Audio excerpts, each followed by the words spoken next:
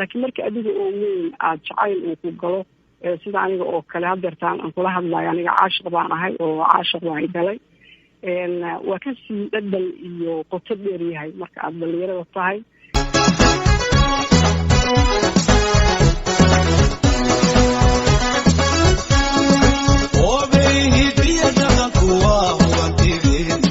waayahay Batuulo mar kale kusoo dhawow barnaamijka. waxaan rabaa in aad nala wadaagto horta aragtida aad ka haysato.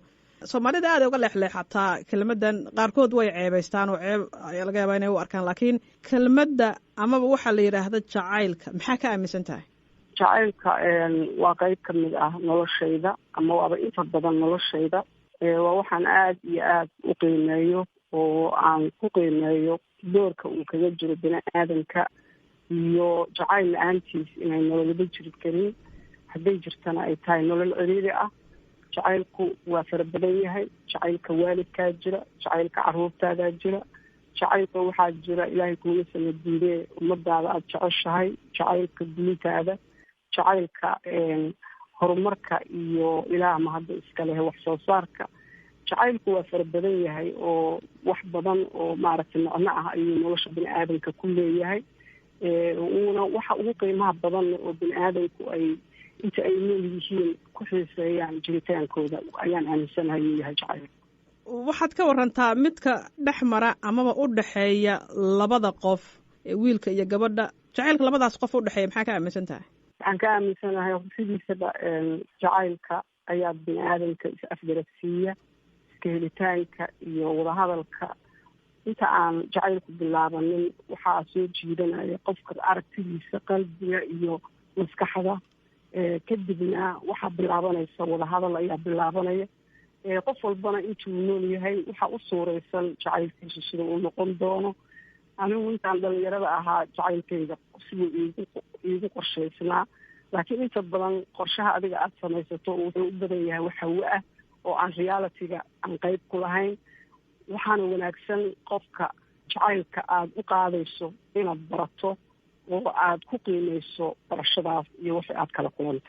aad iyo aad marka waxyaabaha adiga muhiimadda kuu lahaa 1 iyo 2 iyo 3 ee qofka aad ku qiimeynaysay, haddii uu soo buuxiyo shuruudahaas adiga maskax ahaan kuu yaalla ama noloshaada aad jeclaan lahayd in uu lahaado qofkaasi aad ku qiimeynaysay, maxaa ka mid ah? waxaa ka mid a marka ugu horeysa qofku wuxuu ku dhex nool yahay mujtamaca, wuxuu leeyahay waalid, wuxuu leeyahay walaalo, wuxuu leeyahay saaxiibo.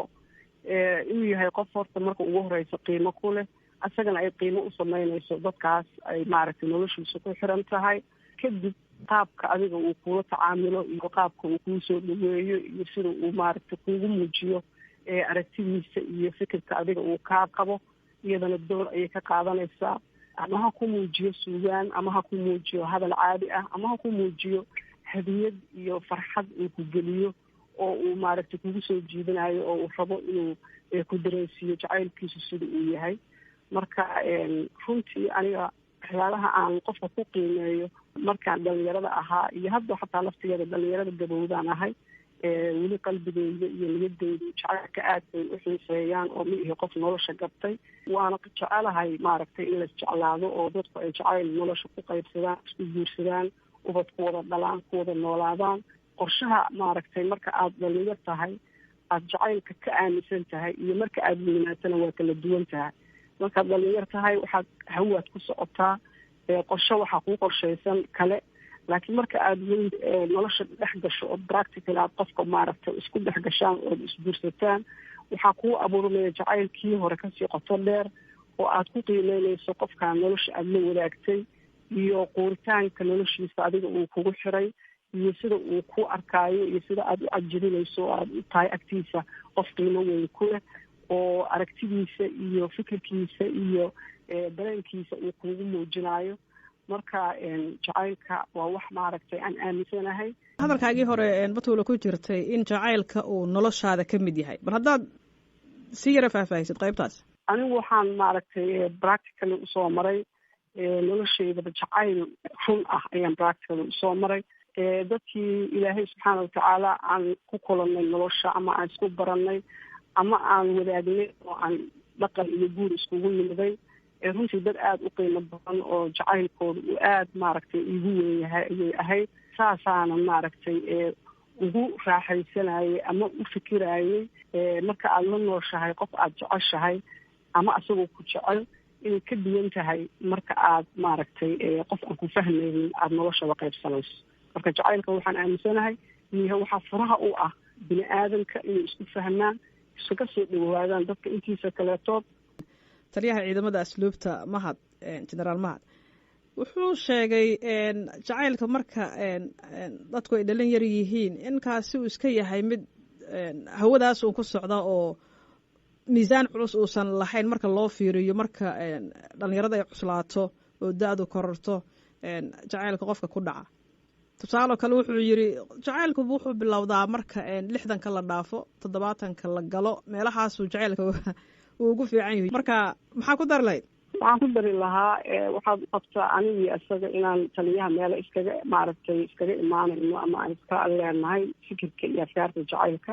aniga matalan haddii aan iska soo qaado waxaan ahay qof dumar ah, noloshana waxaan u jeclahay inaan nolosheyda inta aan noolahay oo ii hartay aan ku noolaado jacayl, inaan la noolaado qof i jecel, inaan guursado nin i jecel, inaan nolosha la wadaago jacaylka iyo qiimihiisa inta aan maaragtay adduunyada ku noolahay. dhalinyaronimadu way leedahay jacayl, asalkana saasuga ku bilaabanaya jacaylka dadka bini aadamka ilaahay iskugu abuuray. hase yeeshee markaad sii weynaato wuxuu leeyahay shiiqsi macaan oo ka duwan markaad dhalinyarada tahay. waxaa laga yaabaa dhalinyaronimada inaada waayo aragnimo badan iyo afkaar badan aadan nolosha ka haysanin, laakiin marka adiga oo weyn aada jacayl uu ku galo sida aniga oo kale hadeertaan aan kula hadlayo, aniga caashiq baan ahay oo caashiq waa i galay. waa kasii dhadhan iyo qoto dheer yahay marka aada dhalinyarada tahay. waxaad qiimeyneysaa tallaabo kasta oo jacaylkaas aada u qaado, waxaad qiimeyneysaa tallaabo kasta oo jacaylkaas dhinaciisa kaaga timaada, waxaad qiimeyneysaa qofka ahmiyadiisa iyo miisaanka uu noloshaada ku leeyahay. marka waxaan aaminsanahay inay waa aragnimadu ku kordhinayso jacaylka macaan dheeraada. waxaad ka warantaa markaa Batuulo marka uu qofka waxaa la yidhaahdaa haddii qofka aad in lagu jeclaado iyo inaad wax jeclaato, waxaa inta badan fiican ay dadku yidhaahdaan in adiga lagu jeclaado oo markaasi waxaad dareemaysaa waxoogaa yara moogta qab. marka xilligaas aad ku jirta hadda waxaad sheegtay in jacaylku hayo ama aad mucaashaqo tahay, waxaana filayaa kolleyba dhinaca kalena inuu ay sidaasoo kale tahay. marka maxaa ku sifayn kartaa jacaylka xilligan aad ku jirto? runtii waxaan ku sifaynayaa inuu yahay hadiyad min allah, gifti ilaahay subxaana watacaala uu siiyey. waxaan ku sifayn karaa in ay maaragtay habboon tahay xilli aan dadka ugu muuqan karo ama dhaqan ahaan inaan marka waayeel noqday, aan aniga qalbi ahaan aan u tirsanayo inaan ahay qof maaragtay waayeel ah oo ilaahay uu ka dhigay, laakiin haddana niyadaydii waxay keenaysaa maaragtay xiiso, waxay keenaysaa kalgacal, waxay keenaysaa jacayl, waxay keenaysaa hal abuur, waxay keenaysaa dhaqan wanaagsan.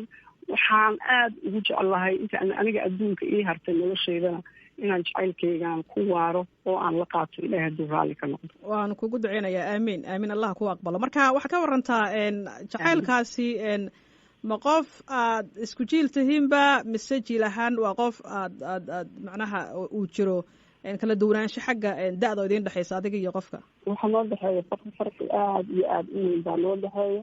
da ahaan aniga ayaa weyn, laakiin qalbi ahaan aniga ayaa ka yar, sababtoo ah aniga ayaa jecel, aniga ayaa mataqaanaa u ogolaaday inaan nolosha la wadaago isagoo iga yar, sababtoo ah waxaan arkay mas-uuliyadiisa, waxaan arkay akhlaaqdiisa, waxaan arkay dhinaciisa rabitaankiisa, waxaan arkay qiimaha aan u leeyahay.